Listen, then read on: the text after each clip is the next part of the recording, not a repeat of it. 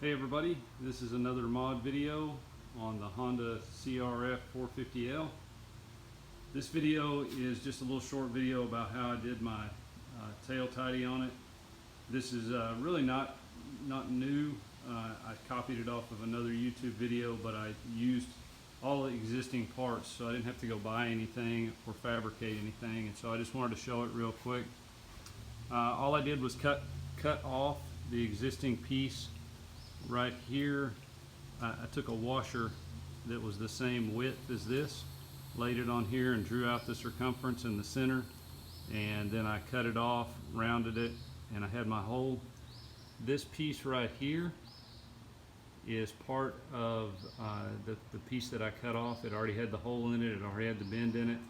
All I had to do was cut off a little piece right here. I believe this was the reflector holder for the rear, and so I cut it off, rounded the end. I'm going to drill a hole in it when I get my permanent plate.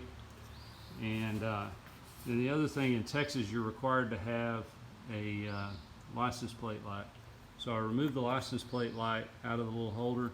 I drilled a couple of holes in this little plastic piece right here, put some two-sided tape on the back side of here of the light, ground the little fins down that had the screw holes for the screw holes on here.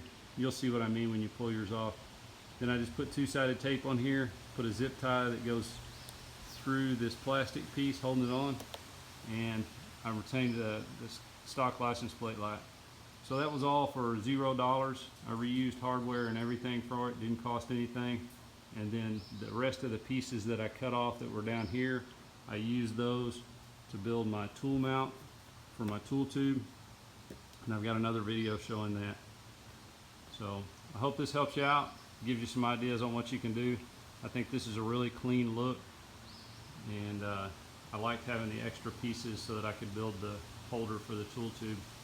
Very solid.